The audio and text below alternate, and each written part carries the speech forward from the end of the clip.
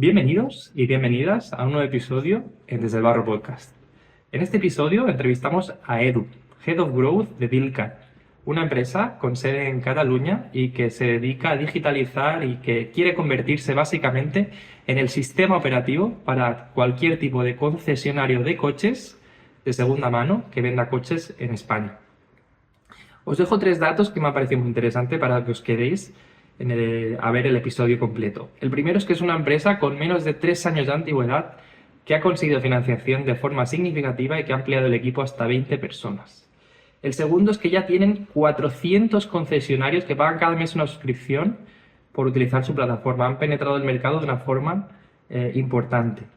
Y el tercero es que además tiene una visión muy fuerte de convertirse en el Shopify, digamos, para concesionarios de segunda mano, y se han agarrado esta visión para seguir creciendo y tienen una ambición sin límites, con lo cual creo que ha quedado una entrevista interesante y os dejo para que podáis verla.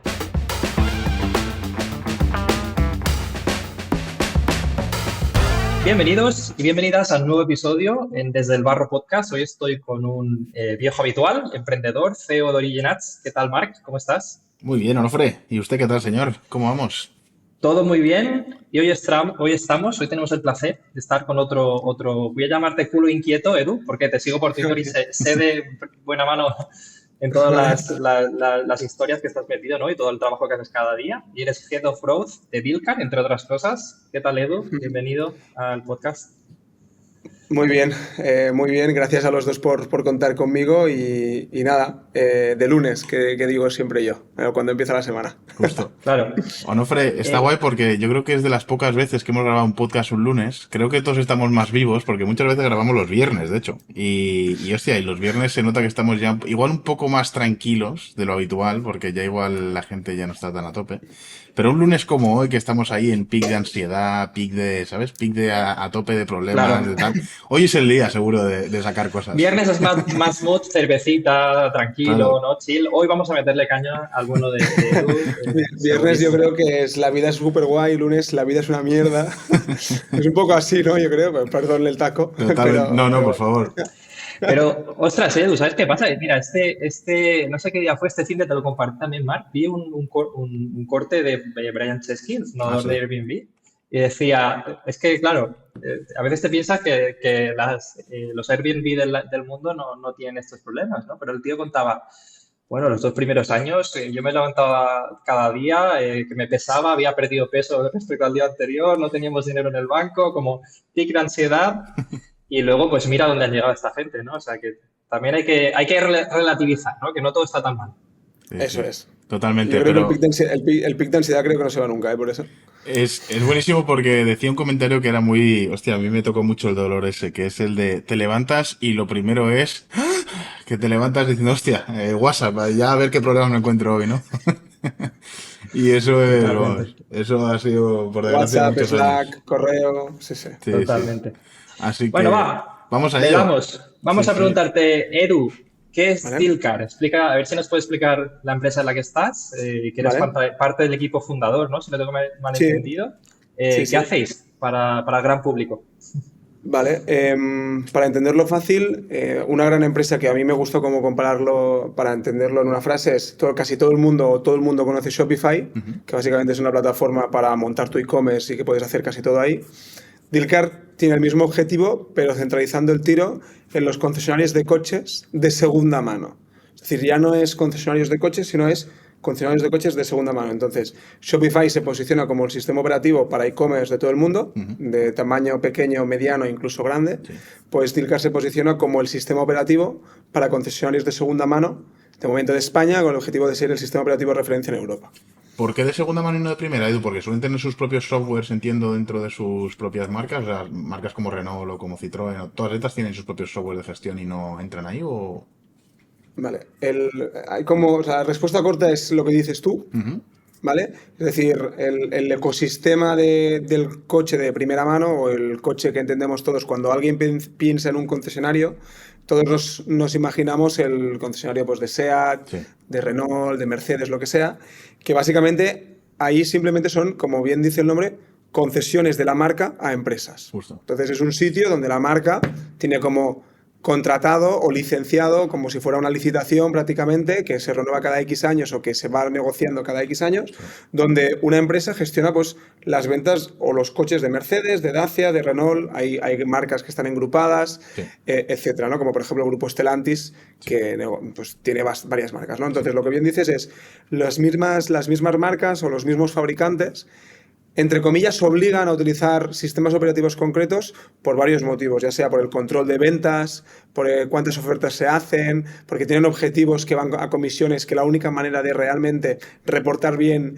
eso es a través de sistemas operativos de las propias marcas. Okay. Entonces, el ecosistema que existe alrededor del coche nuevo está es muy estático, y si quieres competir ahí, es un juego de varios motivos. Es un juego político, es un juego de muchísimo producto, muchísimo, porque no solo tienes que dar respuesta y necesidad al concesionario, sino también al fabricante, tienen que poder hablar.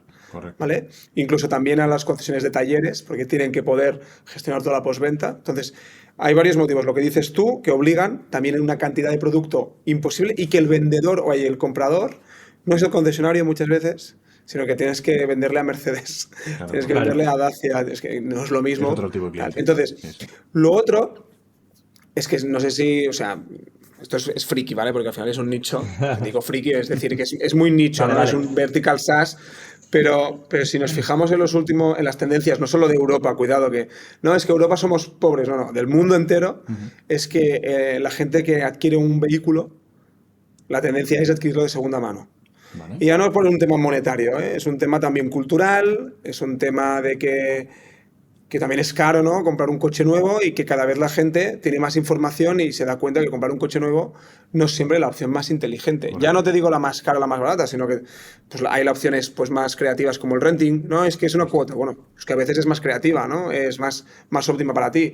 O escucha, quiero un coche de segunda mano para alguien de 21 años. Sí. Bueno, no me va a estar 27.000 euros, me va a estar pues 12.000 euros para una persona de 21 años, ¿no? Entonces hay una tendencia también creciente en la que el consumo lo pide, es decir, crece la venta de coches de segunda mano porque el mercado lo pide, pero es que además las empresas, los concesionarios, siempre ha habido el compraventa de toda la vida de segunda mano, pero es que los propios concesionarios profesionales cada vez tienen menos rentabilidad en el coche nuevo, claro, y tienen que migrar al coche de segunda mano, que es la única manera de realmente ser propietarios del stock, sí, y ahí pueden, entre comillas, realmente mejorar la rentabilidad de sus empresas. Entonces, ahí aparece Dealcar, porque no hay una solución líder que profesionalice el sector, claro, que ayude a los concesionarios nuevos a realmente trabajar como están acostumbrados. Y hay soluciones antiguas o soluciones nicho de algo muy concreto, pero no hay un líder concreto, lo típico, ¿no? Pues europeo, interpaís, no existe. Vale. Y ahí es lo que está intentando hacer Dealcar. Súper. Edu, cuéntanos, porfa, ¿cuánto lleváis operando? ¿Cuánto lleva el proyecto en marcha? Algunos números que podáis compartir, equipo, cuántas personas sois, un poquito todo esto, porfa, Edu. Vale. Dealcar nace de un embrión de una empresa que se llama Afterpay, donde se conocen Carlos y Sergio. Carlos es el CEO, Sergio es el CTO, ¿vale? Básicamente, Afterpay, que es del grupo Block, Square, etcétera, cierra operaciones en España, y Carlos y Sergio deciden lanzar Dealcar. Vale. Entonces, hay un pequeño equipo inicial que se compone por de desarrolladores que vienen de allí y yo. Vale. Y también tenemos también tenemos a Unai, director de ventas, es decir, nace un poquito en ese momento, es decir, más o menos hará 2 años y 2 meses o así. O sea, ¿quién era el que sabía de coches, Edu? Nadie. Nadie, no tenía. Okay. Nadie sabía de coches. Pasa que tenías a Carlos, que tiene una capacidad de, ¿cómo se dice?, de adquirir conocimiento muy grande, y sabía, o sea, analizando muchos mercados, analizando sobre todo mercados financieros, porque sí que hay un denominador común de todo el equipo, que todos veníamos de trabajar en productos financieros, ellos Afterpay, Carlos y yo nos conocimos en Conto, todos veníamos de un mercado tecnológico y financiero, lo que bien común se dice fintech, que bueno, que es doy dinero de una manera diferente o establezco pagos de manera diferente, pero bueno, fintech. Entonces ahí estaba el denominador común, y Carlos vio la tendencia de mercado. Analizando el mercado, vio la tendencia del mercado, y también hubo la suerte de que él había comprado 2 vehículos en Clickass y en Mundimoto, que son como los compraventas del siglo XXI, porque son compraventas, nos podemos hacer trampas en solitario, pero no dejan de ser compraventas, uno de motos y el otro de coches, más profesionalizados. y la experiencia de compra que tuvo no entendía cómo todo el mercado no la podía ofrecer. Igual que Nike, la experiencia de compra en Nike es la hostia, pues gracias a Shopify yo desde mi casa puedo ofrecer una experiencia de compra y de gestión muy parecida a la que tiene Nike. Pues Dilker es un poquito, pues Carlos se lo rompía la cabeza. ¿Cómo puede ser que alguien no pueda pagar online un coche, comprar online un coche desde Albacete a Madrid de un concesionario pues, que está en Alcalá de Henares? ¿Y cuánto ¿Vale? hace Y así, de esto, Edu? Porque hablamos, en tiempo, en años, ¿cuánto ha pasado? Desde 2 años y medio, 2 años y medio así ha pasado. Vale, ¿y cuántas personas sois? Incluso Ahí, menos. Edu, Ahora mismo somos 19 Sí. o 17, 18 por ahí van. O sea, bien. si quizás entra alguna persona, pero ahí estamos. Muy bien. Y en ese momento, cuando empezamos, siendo honestos, empezaron 4 personas Sí. y luego nos unimos Guille y yo al cabo de un par o 3 de meses. Ok. Que Guille era otro developer y luego directamente también fue Unai. Fue un poquito así. ¿Vale? Empezamos hace 2 años y medio, entonces me preguntabas también. Ah, sí, Facturación, Bueno, ¿si puedes compartir, Edu, o un poco cómo ha evolucionado cómo Empezamos es que sí? siendo, o sea, claro, empezamos queriendo ser otra cosa que no es hoy lo que es Dilcar. Empezamos queriendo ser la pasarela de pagos, el Stripe. Claro. justo. Para entendernos, que hay una empresa en Estados Unidos que hace relativamente poco ha levantado 13 millones para hacer esto. Unos 13 o 10, no sé exactamente cuántos, pero por ahí andan los tiros. Estados Unidos siempre va un poquito a lo grande. Pero nosotros nos dimos cuenta muy rápido que ser la pasarela de pago no tenía mucho sentido por varios motivos. Os he dicho que el sistema tecnológicamente está, bueno, no os lo he dicho, pero os lo he dejado intuir. Es anticuado, no es lo que estamos acostumbrados en el mundo del software, no hay una infraestructura donde podamos construir y apalancarnos con integración y tal, no existe.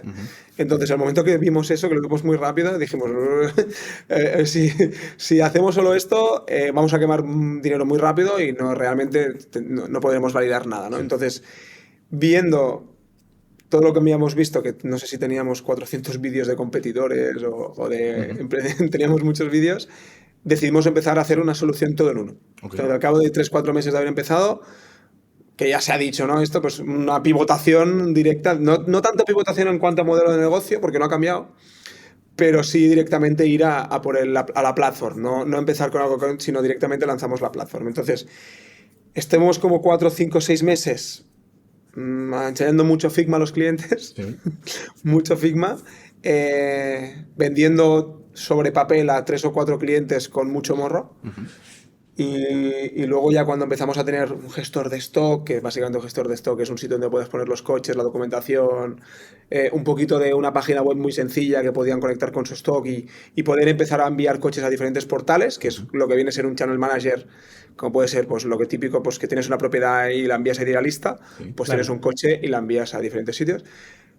Pues los primeros 6 meses básicamente fueron eso, de vender Figma, y tuvimos 5 o 10 clientes que la mitad churnearon y 5 se quedaron hasta el día de hoy. Y así empezamos un poquito, ¿vale? Así un poquito desordenado, pero empezamos así. Entonces, cifras actuales que pueda decir, actualmente tenemos casi 400 compraventas en España, solo en España. Mensualmente se adquiere, pues, o sea, en los últimos 2 meses ha crecido exponencialmente el número de concesionarios y lo que nos gusta mucho compartir es el número de coches que tenemos, porque es la métrica que nosotros realmente medimos, no tanto el revenue, que también, pero número de coches, tenemos unos 30.000 coches a día de hoy en stock, que eso supone más de un 10% del stock vivo que hay en España. Edu, a efectos prácticos, esta primera etapa enseñando Figma, ¿cómo lo hacías? O sea, vosotros llegasteis a la... Porque claro, me imagino que habría... O sois unos motivados de manual, ¿no? Con mucha motivación, porque me imagino 4 personas sentados en una oficina, no sé si cada uno desde casa, sin tener nada de revenue, ¿no? O sea, alguien claramente os convenció mucho para embarcaros. Y luego, ¿cómo hicisteis este proceso de ir enseñando este Figma? Y directamente enviasteis una factura para certificar que tenéis un cliente, porque esta es a veces una trampa que se hace algún emprendedor que otro, ¿no? Pensar que tienes un cliente, pero oye, que no, que a este le da un descuento, que todavía no le he enviado ninguna factura, ¿no? A principio Dilker era gratis. Vale. Entonces, cuando Dilker era gratis, claro, pues, sí, pues yo lo utilizo, nadie te utilizaba. Nadie nos utilizaba, es decir, teníamos la pasarela de pago que ya se podía utilizar, es decir, de reservar un vehículo. No, pues es gratis, utilízalo. Nadie lo utilizaba. Teníamos como 10 clientes que nos habían dicho que sí, pero que no eran clientes. Era gente que nos había dicho que sí. Hasta que modificamos un poquito el discurso y pasamos a enseñar el Figma de la platform esto vale esto, pero me pagas 3 meses por adelantado, así nos lo guardábamos 3 meses para hacer pruebas con él, y te descuento el tanto. Y así fue, 2, 3 personas, creo que fue justo el día 21 de diciembre, casi antes de Navidad, una persona nos pagó un poquito así, porque lo tenía muy claro, que sigue siendo cliente a día de hoy. Y otra persona al cabo de un día también nos pagó como 3 meses por adelantado, que teníamos como el primer trimestre de esos 2 concesionarios para desarrollar un poquito tanto cómo onboardear a un cliente, qué producto fallaba o qué funcionalidad necesitaba, para realmente de esto, ¿no? Pues fue un poquito llamar a reventar a gente que teníamos cualificada, porque nosotros teníamos toda la base de datos del mercado, hasta que 2, 3 personas accionaron a hacer una demo online, que eso también nos rompió un poco el sistema, porque los siguientes 6 meses la demo online era muy difícil de conseguir y tuvimos que salir a la calle. Pero bueno, pillamos a 2, 3 personas online que nos dijeron que sí, que pagaron 3 meses y pudimos desarrollar algo con ellos, ¿no? Que era un poquito lo que necesitábamos. Y por follow-up, fue el channel manager la feature un poco que marcó la diferencia, ¿no? Porque yo, al menos en el caso de Glissando, de mi anterior startup, recuerdo que había una funcionalidad que era la confirmación de asistencia. O sea, todo el mundo confirmaba o declinaba asistencia por avanzado, le dabas al directora una información que antes no tenía y con lo cual era muy convincente, ¿no? Esta feature. ¿Fue el channel manager para vosotros? Mira, para mí fueron como... El Channel Manager sigue siendo un motivo por el cual la gente pues, nos busca y nos paga, porque ya existen soluciones en el mercado, ¿no? Es decir, ya existen Channel Managers o Stock Managers que te multiplican los coches. Entonces, es la típica funcionalidad que te trae un cliente. Te lo trae, ¿vale? Entonces, el Channel Manager fue, yo quiero multiplicar, pero también tener todo mi stock controlado en un mismo sitio, que eso hay muy pocos en el mercado que lo hagan bien. Cuando hablo de stock... Hablo de, pues tienes todos los datos de tu vehículo, los gastos de tu vehículo, la documentación de tu vehículo, también los portales donde se ve tu vehículo, pero nosotros añadíamos te lo metemos directamente a tu página web que se gestiona desde Dealcar. Porque hasta ahora lo que existía es, no, te conecto el Channel Manager con el WordPress. Vale, el WordPress, que es un tipo de web que te lo tiene que gestionar un tercero, que para hacerte un cambio tardas un huevo, que necesitas como un poco de project manager alrededor de ese tipo de empresas para dar un buen servicio. Claro, Dealcar tenía un sistema que realmente te permitía hacer una web a escala, es decir, ok, con plantillas, ¿vale? Plantillas prehechas, pero tu stock, cuando una vez lo metías en Dealcar, tenías todos los datos de tus coches en los diferentes portales, pero también en una web que te habíamos hecho en menos de un día para ti. Y nadie estaba haciendo webs en menos de un día para concesionarios concretas. Sí, ahí... Era un poquito esto. Ahí, Edu, todo ese traspaso de información de sus gestores antiguos de información, de fichas, todo eso, ¿cómo lo hacíais? ¿Lo teníais que hacer vosotros? ¿Lo hacía el cliente manualmente? ¿Lo volcabais? Explícame un poco. A ver, ahora tenemos un proceso que es no automatizable del todo, pero mucho más óptimo que al principio. Pero claro, el primer cliente, ¿no? Te viene un cliente, no sé qué sé, 30 coches. Tengo este CSV, claro, que te lo descargabas del Búscate portal, la vida. ¿no? Me tengo que meter yo el stock, porque claro, si me tengo que meter yo el stock, no... Ni hablamos. Sí. Vale, pues ahí estábamos, pues yo me acuerdo una vez, pues no sé, que firmamos un cliente ya un poquito más adelantado, ¿no? De 100 y pico coches, todos súper contentos. Fue a un cliente de 100 y pico... Subiendo los 100 coches a mano. Claro. A mano. Subir un coche a mano es... Claro, un SEAT Ibiza. No. Este es el... SEAT Ibiza del 2019, ¿no? Con gasolina, con modelo SEAT Ibiza Cupra 1.0 tal, no sé qué. Que la gente se puede pensar que la gente que trabaja en Dealcar nos gustan mucho los coches y tal. Yo odio conducir, odio los coches, soy el típico odio, o sea, me encanta el mundo financiero que hay alrededor, pero odio conducir. Entonces, me hablas de un Range Rover Evoque, bueno, ahora ya sí, ¿no? Porque al final, tanto darte, pero en ese momento era muy jodido. Simplemente, ¿cómo lo compensabas? Pues metiendo horas, Marc. Claro, no había otra. Este es el famoso Do Things That Don't Scale de Paul Graham. Sí. Y que creo o fake it until you make it. Que tiene mucho sentido, porque al final el aprendizaje que tuvisteis, ¿no? En ese proceso fue de mucho valor. Totalmente. Ahí, Edu, explícanos una cosa, porfa. ¿Cómo son primero esos primeros contactos y cómo convencéis a esos clientes para empezar a trabajar con vosotros? Y quiero entender cuáles son los pains que tiene un concesionario de coches de segunda mano, ¿no? O sea, vale. ¿qué les duele realmente, ¿no? ¿Por qué os dan el sí final? Vale, aquí te voy a explicar un par de errores también que cometimos. Vale, me has preguntado, para que no se me olvide nada, me has preguntado un poquito cómo fueron nuestros inicios. Nosotros lo que hicimos al principio de todo es mapear el mercado, que nosotros le llamamos. Es decir, lo bueno y lo malo de nuestro mercado o de nuestra empresa es que nuestro mercado está muy acotado. Es Correcto. decir, escucha, la gran mayoría de gente está en Wallapop, Autoscout y Cochesnet. Sí. Es scrapeable. Nosotros tenemos como los indicadores, ¿no? Número de coches, número de ubicaciones, tecnología que utilizas, todo esto lo puedes pasar a una base de datos, llámale Excel, llámale CRM, como tú quieras. Y nosotros hicimos un trabajo muy intensivo de tener a todo el mundo en un mapa, en una base de datos y tener la máxima información de todo el mundo. Ok. ¿Cómo lo hicimos? Una manija. Porque ahora hemos tardado más haciendo el scrapper Sí, seguro. que la semana y media que estuvimos todos metiendo un montón de horas sacando toda esa información. Una vez tuvimos eso, pues empezábamos a llamar a la gente que queríamos, que si la quemábamos no pasaba nada, ¿no? Ok. Es decir, tenemos que llamar a esa gente que si quemamos, Claro. tampoco pasa nada porque es cliente, entre comillas, vamos a ser de poco valor Sí. a futuro, Pequeño. ¿no? Pues gente, bueno, gente con menos coches, con coches más malos. Bueno, que si lo pierdes, bueno, al final es una empresa pues, o muy pequeña o potencialmente a 10 años que habrá cerrado, ¿vale? Claro. Entonces, dividimos así un poquito, categorizamos un poco. Entonces, empezamos a llamar directamente porque teníamos la tesis de que desde una oficina lo podíamos hacer todo. Entonces, como os he dicho, nos equivocamos porque 2-3 personas nos dijeron que sí muy rápido y nos pensábamos, claro, entonces estuvimos trabajando unos días con esa gente y empezamos a entender un poquito el pain. El pain era un poquito de gente ultra, como decías tú, ¿no? El pain que nosotros sabemos que tienen luego es diferente al que por el que te compran, ¿eh? Justo. Pero el pain que tienen es que es una empresa que generalmente es poco profesionalizada, que cuando realmente empieza a crecer hay descontrol, porque es muy importante. No deja de ser un negocio financiero, la compra-venta de coches, donde tienes un CAPEX o un inmovilizado muy grande, es decir, puedes tener 1 millón de euros en stock y ser una empresa pequeñita porque tampoco gana tanto, porque suelen ganar entre un 8 y un 15% del margen de compra-venta y cada vez menos, porque se va profesionalizando y hay más competencia, hay flexicars de turno que compran a mansalva y cada vez es más difícil ganar dinero. Entonces, nuestra visión es que tengan la máxima información de su negocio que a día de hoy no tienen, porque dependen de gestores, dependen de mucho Excel, etcétera, y que poco a poco se vayan quitando tareas que no aportan valor, como decías tú, cambiar fotos de coches, editar fotos, etcétera. Esos son básicamente los pains. Tareas administrativas de poco valor como tener controladas facturas o alinear facturas, fiscalidad muy nicho que ellos no controlan, que se los puedes solventar para darle visibilidad, y tareas que ellos no quieren hacer como tareas de marketing, de enviar coches, tener la web actualizada, etcétera. Vale. Tareas que realmente aportan cero valor. Eso es lo que Dealcar a día de hoy está atacando, como por ejemplo también contratos, que ellos odian la parte legal, la parte contractual, pues se la das hecha y mascada, Claro. y que no tengan que ni pensar la plantilla que tienen que realmente meter, ¿no? Justo. Entonces esos son los puntos.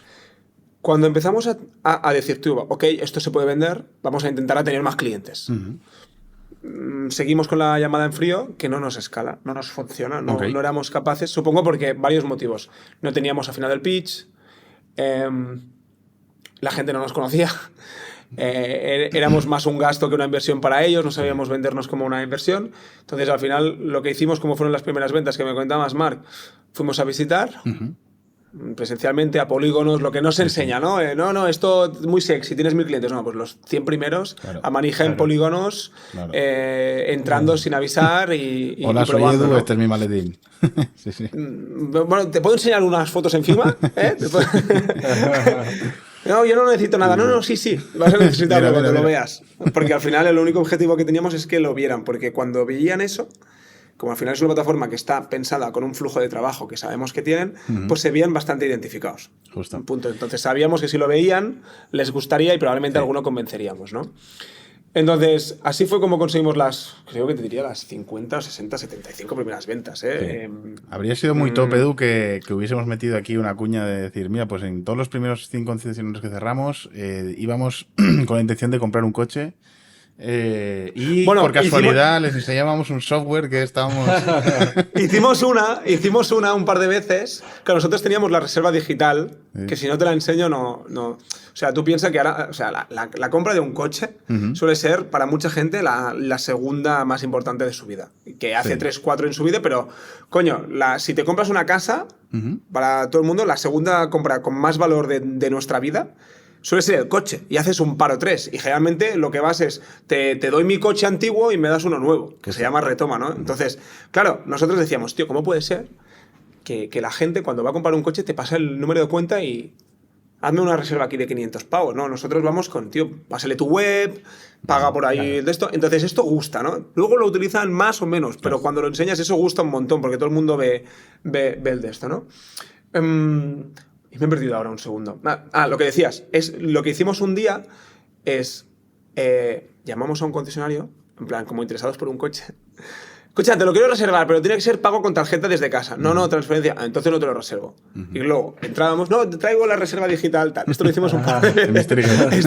Esto lo hicimos un par de veces y una de las dos nos funcionó. Pero no lo hicimos más porque era un poquito...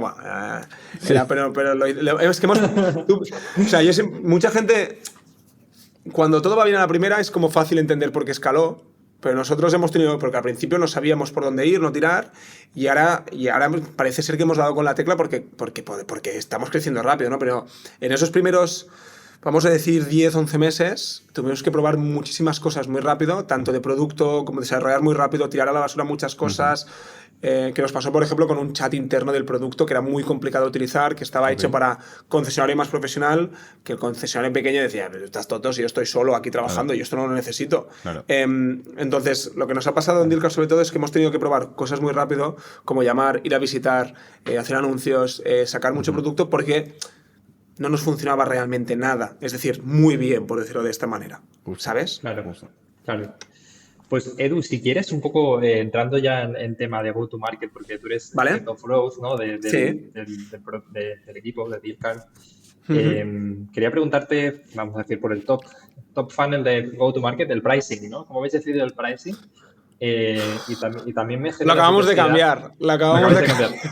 Pues cuéntanos brevemente la historia del pricing y también me genera curiosidad saber cómo habéis procesado, digamos, el descubrir, oye, yendo a visitar a concesionarios de segunda mano, entiendo que un mínimo les tienes que cobrar para que los números salgan, ¿no? O sea, hay un pricing mínimo, ¿no? Para que los unit economics, al menos a nivel de inversión, porque luego nos contarás de conseguido también inversión y demás, ¿no? ¿Cómo habéis gestionado todo esto?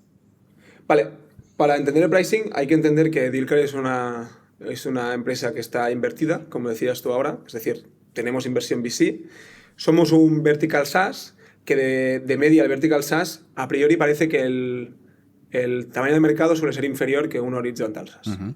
Entonces, para entender realmente nuestro modelo de pricing de SaaS, hay que entender el modelo de negocio de Dealcar. Entonces, el modelo de negocio de Dealcar se apalanca en que, un modelo muy parecido a de Shopify o de Toast, que son empresas americanas, nos apalancamos en tener mucha relevancia en un sector concreto, que en este caso es el de los concesionarios de segunda mano, es decir, ser el sistema operativo, la solución por referencia en plan, si tienes un concesionario de segunda mano, tienes que utilizar Dealcar, por huevos. Es que si no, estás perdiendo el tiempo, ¿no? Entonces, tenemos un modelo de negocio enfocado en el SaaS, que es el pricing se establece número de coches, es decir, a X coches tienes que utilizar X plan, número de usuarios y luego hay pago por uso. ¿Vale? Que estamos metiendo ahí pues documentación, tasaciones, algo de inteligencia artificial como que hay empresas que han levantado cantidades ingentes de dinero con esta funcionalidad, que es el borrar las fotos de los coches y editarlas, ¿no? Entonces ahí tenemos una parte del modelo de negocio,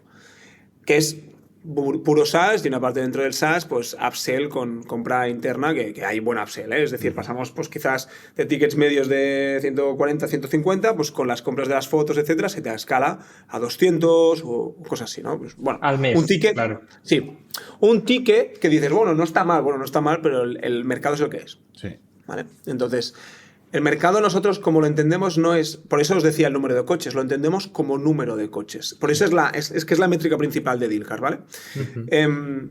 Nosotros entendemos el mercado como número de coches porque los números de coches nos indican las transacciones que hay dentro de Dealcar. Asumimos siempre una rotación estimada de stock. Es importante el tema del concepto de rotación, que es la métrica más importante para un concesionario, que no lo he dicho hasta ahora.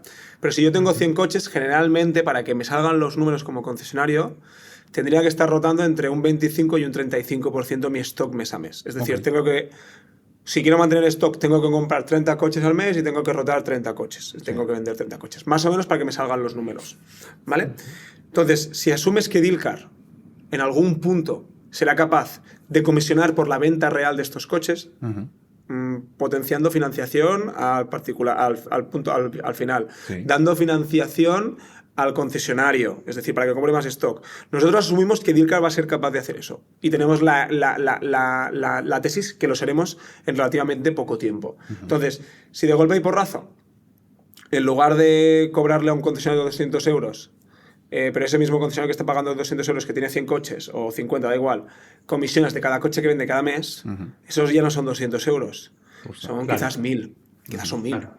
Pero claro, no, pues que le vas a quitar dinero al concesionario. No, yo le doy más dinero al concesionario porque estoy dando una cosa que probablemente antes sin mí no tenía, ¿no? Entonces esa es la tesis de Dealcar. Y ahí es donde están los economics, Onofre. Es decir, ok, si yo tengo 12.000 concesionarios en Europa, que sería casi un 4 o un 5% del mercado, porque hay unos 100.000, o sea, hay unos 150 y pico de mil concesionarios en Europa, potenciales clientes de Dealcar. Claro, un 5 o un 7% es una barbaridad, porque ya es una barbaridad de clientes de un mercado entero. Pero claro, si tenemos todo eso, factura a Dealcar muy buenas facturaciones, 40, 50 millones. Claro. Pero un SaaS de 50 millones en Europa no es lo que quiere un VC.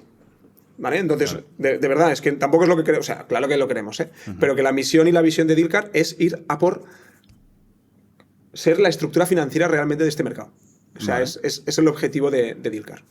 Vale. Y de ahí los economics, ¿eh? Sí, un poquito, ¿no, Freque? Una pregunta que a mí me interesa entender también, porque yo sé que tenéis integraciones, ¿no? Con portales de venta como coches.net, no sé si hay anuncios, otros similares. Sí. Estas integraciones, o sea, ¿por qué las tenéis? ¿Qué funcionalidad prestan? ¿Qué facilidades prestan al usuario final en este caso? En este caso, todo lo que sean portales es Channel Manager. Vale, o sea, directo. ellos, hay un desconocimiento brutal de marketing en este sector. Yo siempre digo porque ellos nunca han tenido que hacer marketing, tenían el coche. ¿Vale?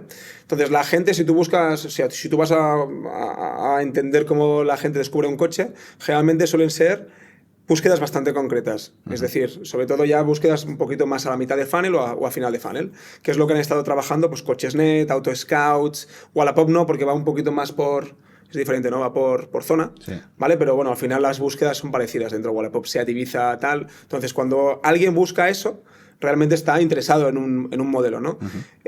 Los concesionarios de segunda mano siempre se han apalancado en Cochesnet, Auto Scout para hacer su marketing. Ellos no saben hacer otro marketing. Para ellos, la tarifa plana o sea, utilizan estos portales como su marketing. Es decir, tienen un coste fijo que se le ha ido subiendo en los últimos años, de ahí la importancia de la página web, la importancia de otros de esto, pero nosotros nos conectamos porque yo tengo el stock en Dealcar, pero tengo que poderle enviarlo a donde yo estoy anunciando mi stock. Claro, por lo que dices, Edu, son empresas que no tenían sus funnels de captación de lead directamente a través de Meta, Google AdWords, lo que hacían es confiar en canales externos de terceros y esperar, entiendo, en el concesionario y utilizar el concesionario como punto físico de referencia y punto, ¿no?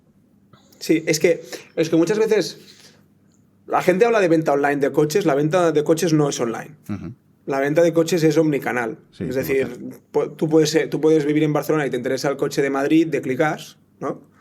Y Clicars te da la opción de comprarlo online y te lo llevo. Pero hay mucha gente que va a Madrid a ver el coche. Sí, yo me he desplazado, por ejemplo, para comprar un coche también. Sí, es que sí que es cierto que hay otros modelos que Clicars es mucho. Clicars ya, si os fijáis, abierto en Zaragoza, abierto en Valencia. Ya no, porque el modelo real que funciona es el que Dealcar realmente cree, que es no tiene sentido vender 7.000 coches todos desde Madrid, no. Tienes que hacer como Flexicar, tener 120 puntos de venta, pero es que eso en una misma empresa te soporta un riesgo prácticamente inasumible para cualquier prácticamente banco. Entonces, lo que tiene sentido es muchos concesionarios de 50, 60 coches repartidos por toda España y que puedan competir contra esta gente que realmente juega otra liga, ya no solo a nivel financiero, sino también a nivel tecnológico. Claro. Edu, yo entiendo que el marketing para los concesionarios es más transaccional por lo que dices, ¿no? Seat Ibiza del año 2002 o 2022, ¿no? Y vas y lo compras, ¿no? Bueno, así es como lo entienden ellos. Vale. ¿Cómo hacéis vosotros el marketing? Ahora, ¿cómo ha evolucionado la captación de concesionarios desde esas primeras aventuras donde metíais mucha caña? ¿Cómo ha ido evolucionando? Nosotros, y yo sigo teniéndole, teníamos mucho miedo de no poder realmente escalar nuestro modelo a la venta online, es decir, a la demo online, etc. ¿Vale? Entonces, claro, teniendo en cuenta que nuestras 60 o 80 primeras ventas fueran todas presencial, es decir, íbamos, incluso les hacíamos el onboarding presencial, decíamos, tío, ¿cómo podemos ahora pues yo que sé, adquirir 500 clientes, que son los que necesitamos para llegar al objetivo, de una manera, entre comillas, barata.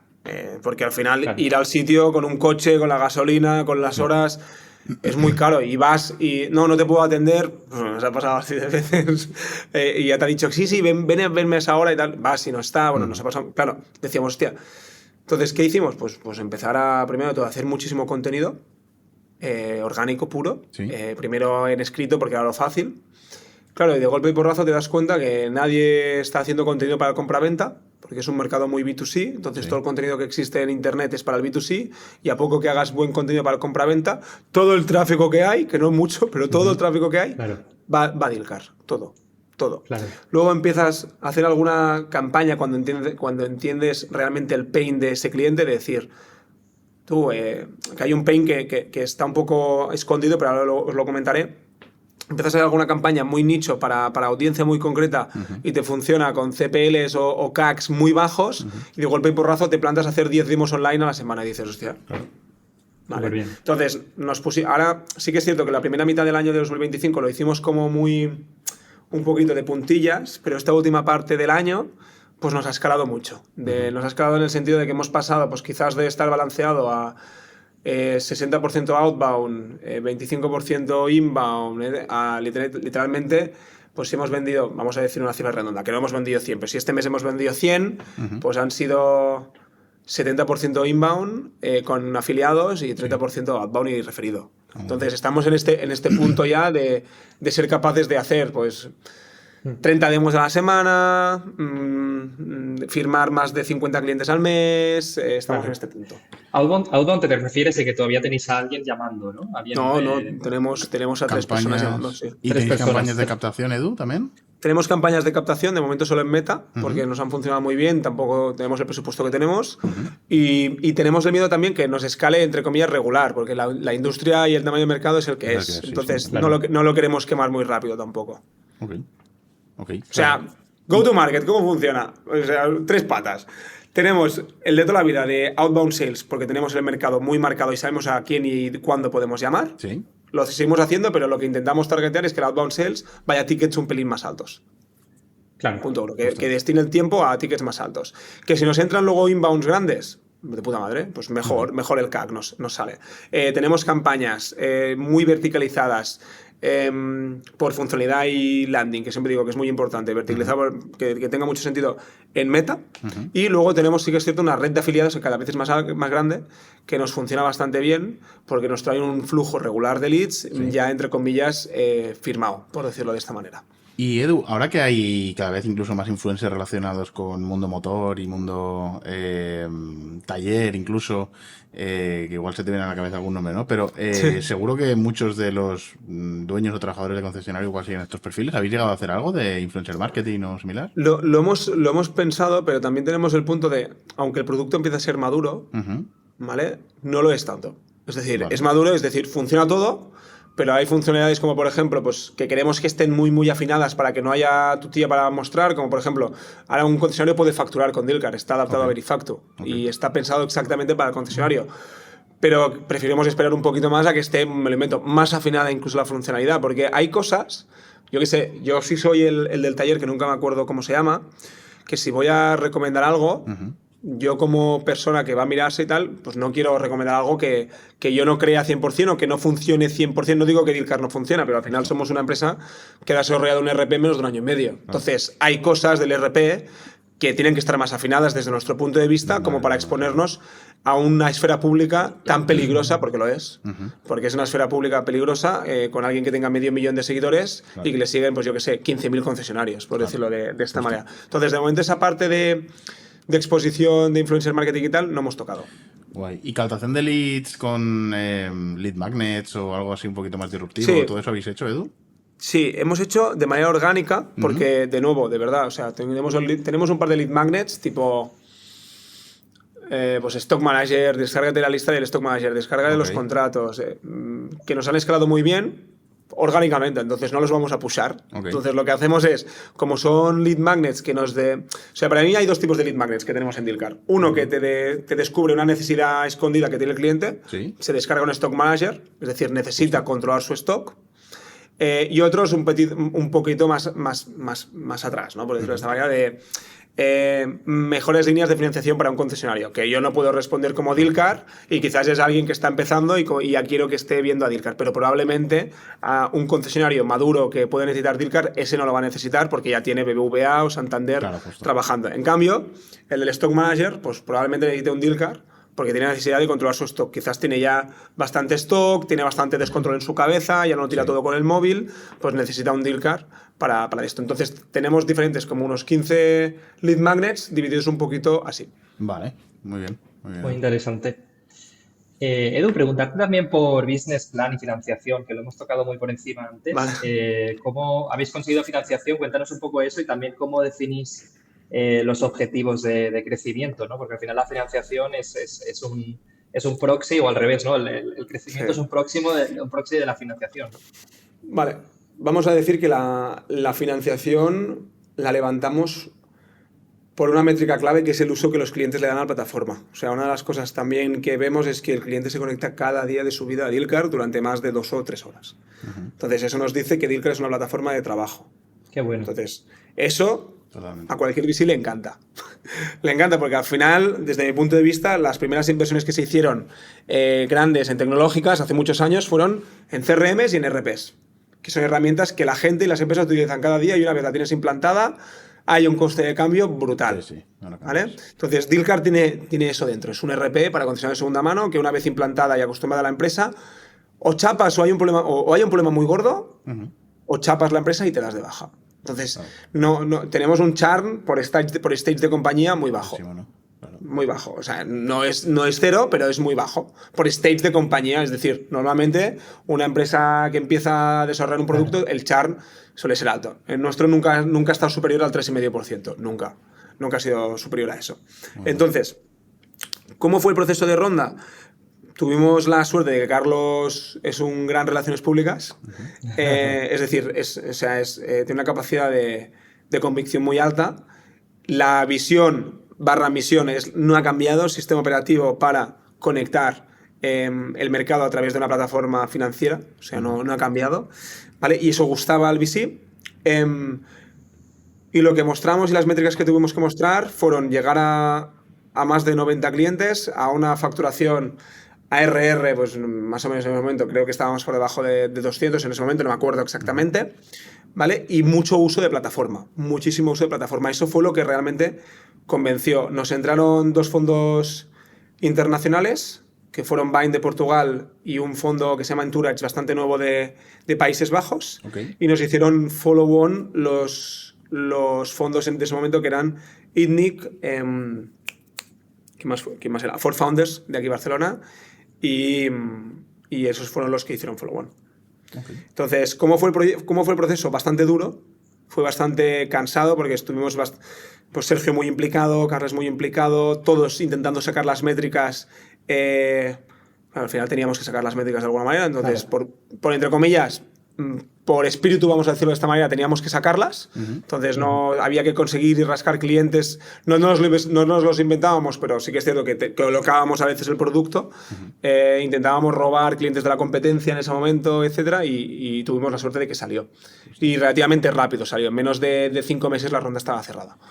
Edu, hablabas ahora de conseguir las métricas. Claro, ¿cómo definís objetivos en Dilcar? ¿Cuáles son vuestras Key Star Metrics? Explícanos un poco eso, Edu, porfa. Sí. No sé si lo tenéis por departamentos, si vais por objetivos anuales. A ver, un poquito. El departamento de marketing / go-to-market, las Key Metrics semanales son los leads. Es nuestro objetivo. Y la cualificación, me imagino. Sí, básicamente tenemos... Es que solo es... Pero básicamente sí, es número de leads en ROW, por decirlo de esta manera, luego SQL, luego gasto, luego CAC, un poquito, no me estoy inventando nada nuevo, es decir, un poquito lo típico, pero la métrica de compañía es número de concesionarios. Claro. Porque asumimos que, o sea, nosotros tenemos métricas de un concesionario tiene, entre comillas, entre 37 y 41 coches. Vale, si tenemos tantos concesionarios tendremos tanto stock.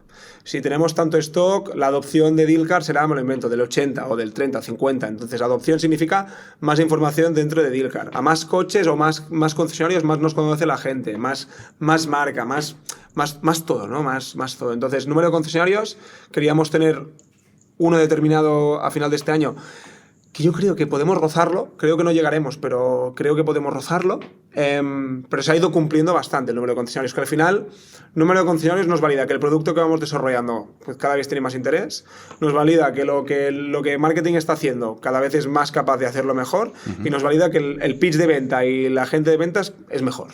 Entonces, es la key metric de la compañía. Luego sí que si bajamos un poco, pues lo típico número de veces que se conectan, cuántos coches están, cuántos coches han publicado, cuántos leads están recibiendo los concesionarios en Dealcar, cuánto tráfico tienen las webs de nuestros clientes, podemos bajar hasta abajo. Pero al final, eso ya no es tan pura key metric de la compañía, eso ya es adopción, que Dealcar, cuidado, está en un punto de centrado en adquisición, no tanto de vamos a fijarnos en cuánta penetración tiene realmente cada producto, no. O sea, sí, pero la voluntad de la compañía, el corazón ahora es número de concesionarios activos mes a mes. Justo. Y que crezca ese número. Justo. De momento solo España, ¿verdad, Edu?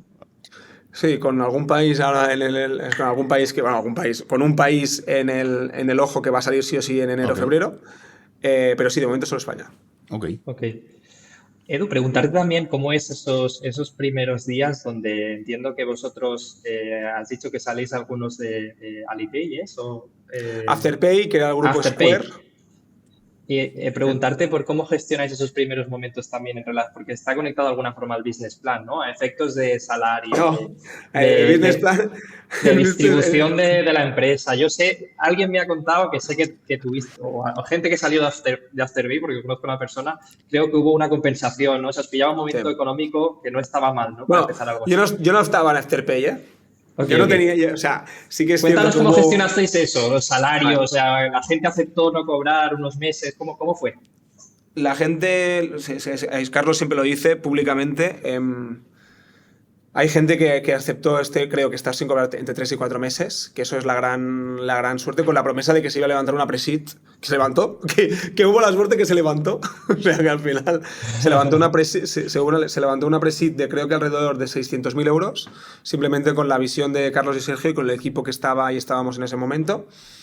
Y yo tuve la suerte, o yo estuve un par de mesecitos de autónomo facturando a Dealcar hasta que entré de asalariado. O sea, básicamente fuimos claro. Un poquito todo ahí la visión de Carlos y de Sergio, y que nos creíamos un poquito la fotografía. Entonces, lo bueno es que había gente que ya había trabajado juntos más de 4 años. Yo venía recomendado por el director de Conto. Yo con Carlos nunca había trabajado, cuidado, ¿eh? O sea, eso no lo he dicho, pero yo con Carlos nunca había trabajado.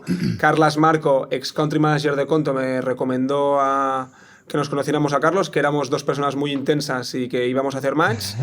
Fue así, hicimos match, para lo bueno y para lo malo.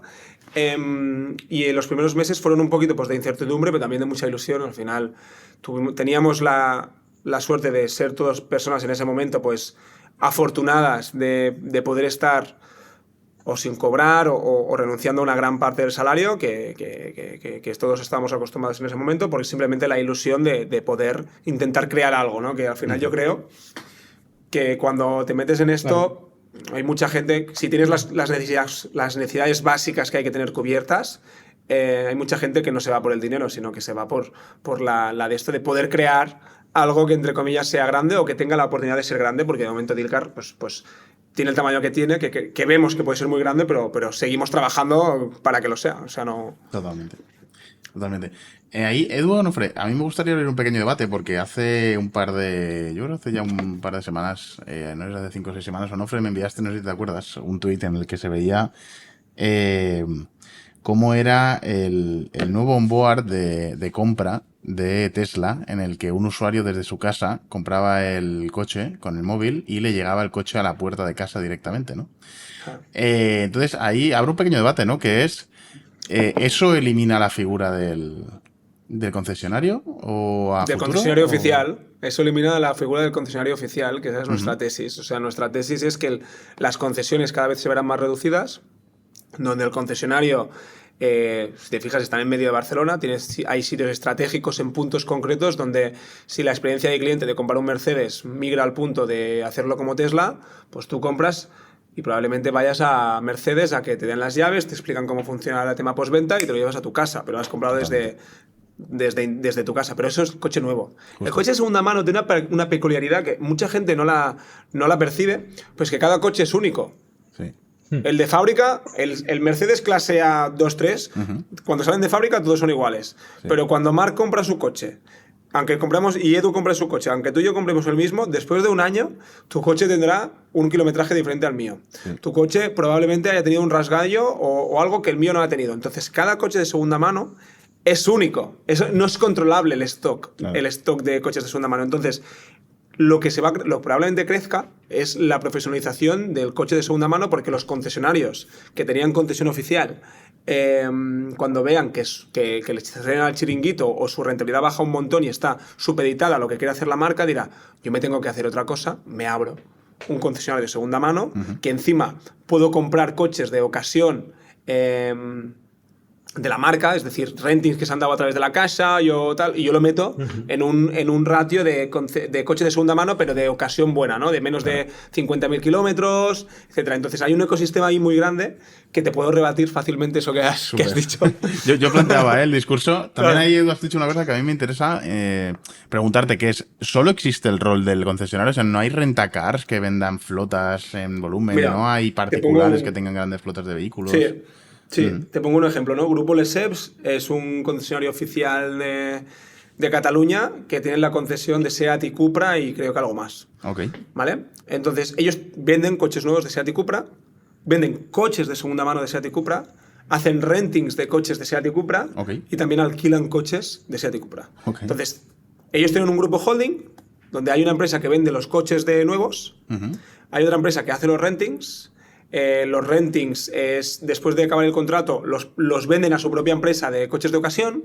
Sí. Y los rentacars, que no pueden pasarlo al renting, o los que alquilan, pues van alquilando los coches hasta que amortizan cierta parte de la compra y los revenden a otra empresa del grupo para sacarle la rentabilidad del coche segunda mano, dándole a la financiación, etc. Entonces, lo que han hecho los grupos de concesionarios que han mantenido la concesión y que quieren mantenerla es crear un ecosistema para realmente poder competir y rentabilizar lo que ya no pueden rentabilizar por la diferencia de margen que no tienen con la compra del coche de primera mano, ¿no? Okay. Entonces, lo que va a pasar, lo que creemos que va a pasar, es que donde había margen de compra-venta en el coche de segunda mano es que se va a ir estrechando, y donde los concesionarios de segunda mano, los compraventas, podrán ganar si se profesionalizan es en las comisiones de las financiaciones, en las comisiones de los seguros, en las comisiones de las garantías, en enviarte el coche a tu casa o ayudarte a la conveniencia de tenerlo más de esto, que para hacer eso, si no tienes una buena infraestructura, es complejo, porque tienes que tener relaciones con 7 bancos, tienes que tener relaciones con aseguradoras, y no es tan sencillo, y tener tu contabilidad muy al día. Entonces, ahí es donde intento, entre comillas, ya te lo pongo otra vez con la falca, Dilcar, a intentar darle a ese sistema, pues a la campa que hay de 100 coches en Alcalá de Henares, un sistema el mismo que tiene esta empresa tan profesionalizada que te he comentado como Grupo Lesseps. Claro, justo. Ok. Muy interesante, Edu. Oye, tío, yo creo que vamos a ir preguntándote un poco por tu historia personal también, para quien te siga y que puedan entender un poco. Has llegado a ser Head of Growth, ¿no?, de Dilcar. ¿Cómo has llegado hasta aquí? Cuenta brevemente tu historia profesional, si quieres. Vale, sí. Yo estudié en la Pompeu Fabra. Estudié una carrera que no me gusta, ¿Se puede decir? Es publicidad, sí, que es publicidad y relaciones públicas.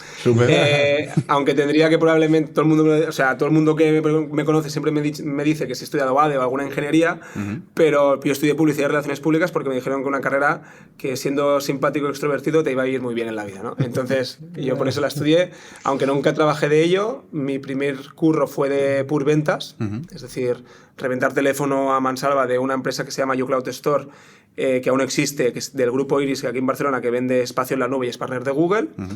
Luego entro a trabajar a un venture builder llamado Mutter, que es, entre comillas, lo que me abre el mundo de las startups, de la tecnología, donde puedo aprender un montón porque me dejan hacer un poquito de todo. Ahí pues hago de product manager, hago de, ¿cómo se dice?, de ventas, de marketing manager, un poquito de todo porque la estructura de la empresa te llevaba a ello. Lo típico, estructura verticalizada que va dejando profesionales a las diferentes participadas del Venture Builder. Luego ahí tengo la suerte de ir a una compañía con mucho foco en ese momento, que es Conto, que no me gusta, porque paso de estar de empresas pequeñas, de empresas que puedes hacer de todo, a un enterprise level con un impacto muy relativo en el mercado más pequeño de la compañía, que era España, y con una importancia interna estratégica pues poca. Entonces yo estoy ahí un año y poco, me aburro. Me gusta mucho el producto, me gusta mucho lo que vendemos, pero me aburro porque no puedo hacer lo que a mí me gusta, que es hacer muchas cosas. Y tengo la suerte de que me presentan a Carlos y que al final empiezo de Head of Growth, pero donde yo me lo guiso, yo me lo como, ¿no? Entonces, ahora estamos en una posición donde me empieza a tener más sentido entre comillas, mi título, pero he estado 2 años que no tenía tanto sentido tener ese título. Es lo típico que te dan en las startups, pero que al final vas a hacerlo tú todo, ¿no? Pero como el de CEO, ¿no, Edu? Sí, como el de CEO, como el de Head of Sales. Entonces, ¿cómo llego hasta aquí? Pues diciendo que sí a lo que mucha gente en ese momento te hubiera dicho que no. Claro. Por un poquito, yo creo, el sentimiento de barriga de intentar montar algo, ¿no? Y básicamente por eso, básicamente. Y luego, Edu, sé que eres una persona muy inquieta porque te sigo por Twitter y quería preguntarte por gestión del tiempo, que yo creo que es un tema que donde... Voy a decir, fracasamos, nos hundimos algunos muchas veces, ¿no? De forma recurrente cada semana. Y cada día. Yo soy... por preguntarte por esto.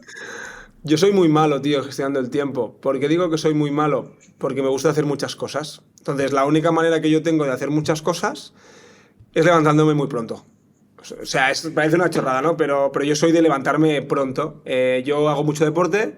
Entonces hago generalmente el deporte pues de 6 a 7 y media de la mañana, y a las 8 generalmente siempre estoy trabajando. Entonces yo a las 8, no sé si es verdad o no, pero tengo la sensación que siempre voy con una marcha más, porque llevo tantas horas ya y me he metido 2 cafés. Bueno, generalmente intento como, cada vez lo veo más, ¿no? Hacer menos cosas, pero esas cosas que hago pues que sean ultra concretas, rollo... Voy a estar 3 horas solo haciendo una cosa, no mirando el correo, no tal. Intento hacer eso, pero cuando hablas de gestión del tiempo, yo soy como un mal ejemplo, porque mi única manera de intentar hacer más cosas es durmiendo menos, levantándome más pronto. Pero lo que me ha funcionado últimamente es metiendo bloques. A esta hora y media, por ejemplo, cuando hago deporte, no voy siempre sin teléfono, porque si tengo el teléfono encima cuando estoy haciendo deporte, ya lo que decía antes al principio, Marc, ves un WhatsApp, ves un correo, ves un Slack, ya no desconectas. Cuando me lo invento, estoy trabajando pues por la mañana, pues no miro el correo, porque es cuando creo que soy más eficiente para sacar, pues yo qué sé, blogs, lead magnets, reuniones comerciales, revisar el presupuesto, hacer una PNL de no sé qué, hacer un estudio. Es donde soy más productivo, y por la tarde pues hago cosas cuando ya estoy cansado, porque al final soy una persona humana y también me canso, pues hago cosas de, entre comillas, pues responder correos, revisar números que son muy metódicos, hacer tareas como reportar. Es como yo me estructuro un poquito y es como, entre comillas, me funciona. Y el domingo por la tarde siempre me pongo una horita o así para avanzar un poquito las cosas del lunes. Sí. Fíjate qué diferentes somos las personas, que yo lo hago todo exactamente al revés que Edu. y a mí la otra forma no me funcionaba, y esta, por lo que sea, pues mira, con el tiempo he encajado. Pero es que... Yo es que dormir no me gusta, Marc. Dormir, o sea, es una cosa que no... Uy, o sea, tal y como a mi novia, por ejemplo. Claro, no, es que te lo juro que si pudiera no dormir, no dormiría, O sea, no me gusta nada, Yo creo que es al revés, Si pudiera dormir más, dormiría más. Pero y Edu, también estás dando clases, ¿no? En un máster, me parece. Bueno, esa experiencia, ¿qué tal? Desde el año pasado también estoy dando clases en la universidad. Entonces, yo doy clases en la Universidad Pompeu Fabra y en la Escuela de Máster de la BSM, que es la privada de la Pompeu Fabra. Sí. ¿Vale? En la UPF doy a Management, Economía y ADE una asignatura de Marketing. ¿vale? Y a la BSM hay alguna asignatura de, bueno, 2 asignaturas, una de, vamos a decir, de PLG, para que entiendan lo que es el Product Led Growth, etcétera, y se materialicen un poquito con la metodología de producto actual de muchas startups, y también de prototipado y de presupuesto. Ahí son las clases que doy allí. Entonces, me gusta mucho, pero me pregunta mucha gente si solo daría clase. Y, tío, no, o sea, yo creo que solo dar clase me tiraría un tiro, tío. O sea, o sea, me cuesta mucho empatizar o entender a la gente que solo quiere dar clases y que no está directamente dando clases de lo que trabaja realmente, ¿no? Porque yo doy clases de lo que trabajo. Entonces, por eso me gusta, ¿eh? Yo creo que si no, no me gustaría. Tal cual. Y Edu, ¿algún side project tuyo particular tienes? ¿Tienes algo por ahí? Sí. Una cosa que se llama Companion. Ok. Que Companion significa compañero en esperanto, y Sí. es una asesoría, gestoría focalizada en startups, o empresas de nueva generación o gente que tenga proyectos digitales. Yo tengo una teoría que creo que el gran sector por disrumpir es la contabilidad, Ok. por muchos motivos.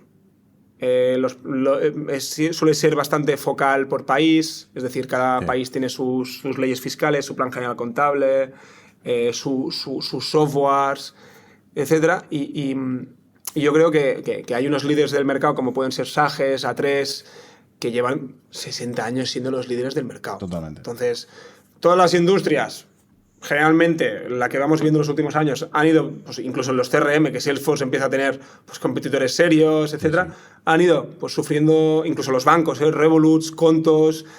Tío, pues, ¿cómo puede ser que la industria de la contabilidad siga siendo dominada, incluso los RPs financieros para grandes empresas, por productos tan feos y que son realmente dinosaurios que el producto no ha cambiado tanto? Entonces yo tengo esa teoría y creo que también la teoría no, los datos nos dicen que los despachos profesionales se van a descentralizar, es decir, las asesorías, las gestorías, pero yo creo que la única manera de cambiar este mercado de la contabilidad es a través de un despacho. Okay. Y por eso tengo este side project, que básicamente es una gestoría digital para startups, que da servicio verticalizado a startups a través de infraestructura interna pues, montada para ser más ágiles. Okay. Y a largo plazo, de momento es un despacho, pero yo creo que hay una gran oportunidad de meter mano en la contabilidad del mundo en general. Okay. Y por eso estoy haciendo esto. Vale. Muy bien, Edu. Sí, ¿Cuántos sois ahí, por curiosidad? En el site Sí. hay un trabajador. La empresa obviamente tiene que ser rentable. Sí. Y de este trabajador somos 3 socios realmente ahí. Muy bien, Edu. Pues Edu, está. Preguntarte también por recursos, herramientas, cosas que te hayan ayudado como emprendedor para acabar un poquito la entrevista. ¿Algo que recomiendes? ¿Podcast? ¿Libros? A mí el libro que más me ha ayudado, como tal, fue una novela. Que no tiene nada que ver con emprendimiento, que es Los Pilares de la Tierra. Vas a decir, hostia, Los Pilares de la Tierra, tal. Me ha ayudado en plan para entender un poquito lo que me ha ido pasando a lo largo de los años. Los Pilares de la Tierra es una novela que interconecta muchos personajes a lo largo de muchos años. Y es como, hostia, tío, es que al final, si cultivamos un poquito... Yo porque soy muy malo y no tengo paciencia, pero este tipo de cosas me ayudan porque no tengo...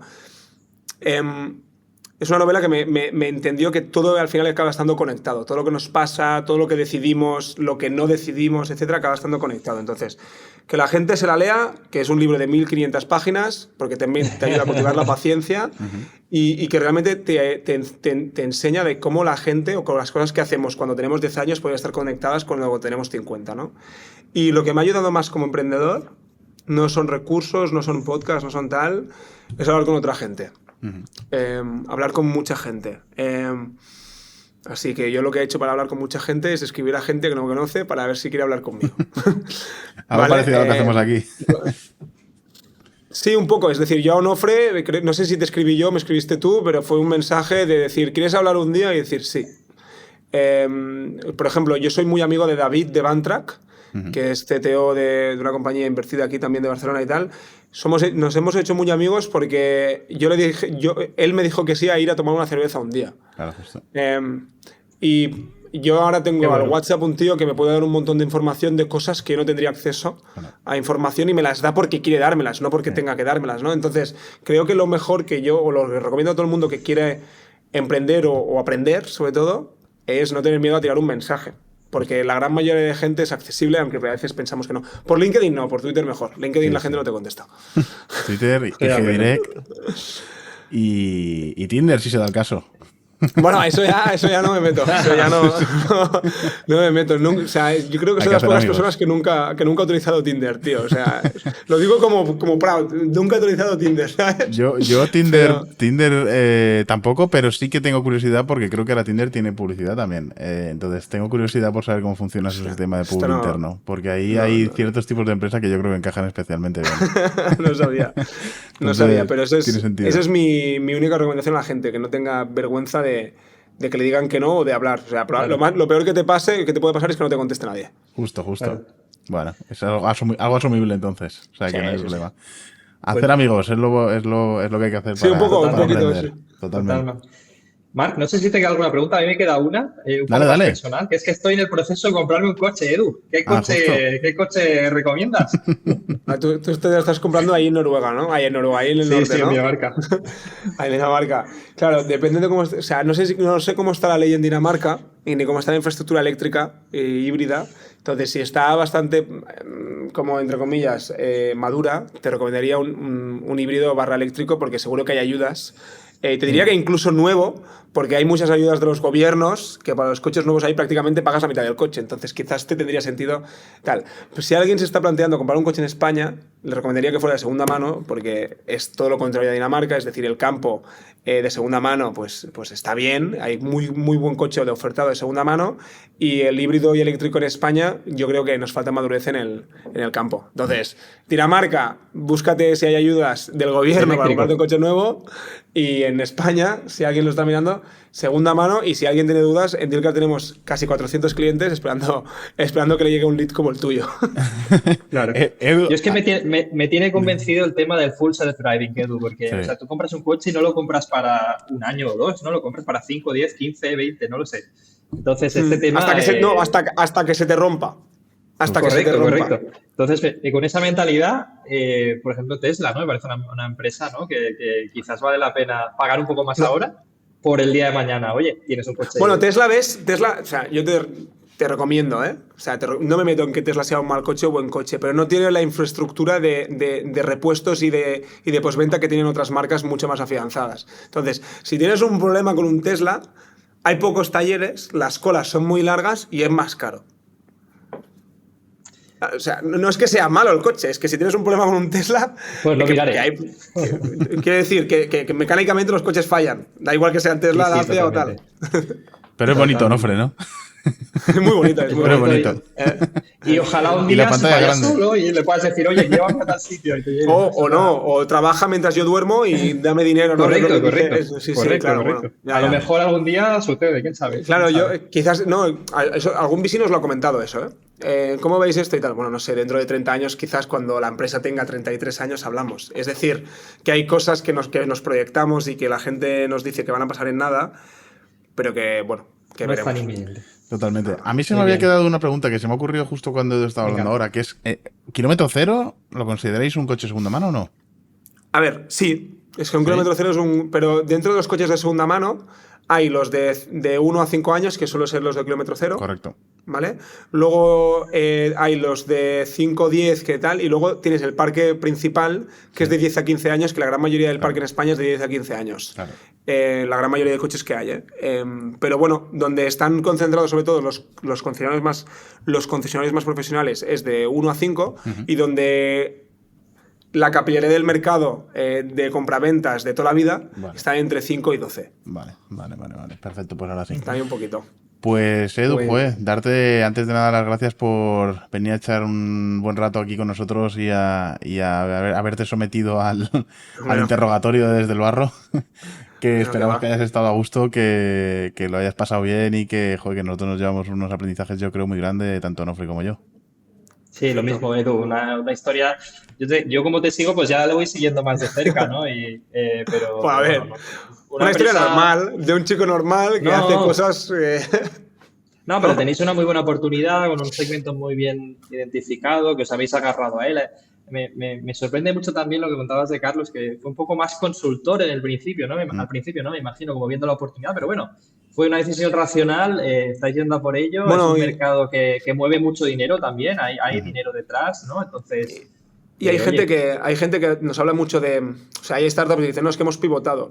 Claro, nosotros realmente hemos cambiado la manera de empezar, pero no hemos pivotado. Es decir, nos dimos cuenta que la manera que queríamos empezar haciendo eso no era la adecuada, pero el pivot no ha existido porque la misión y la visión de la compañía no ha cambiado.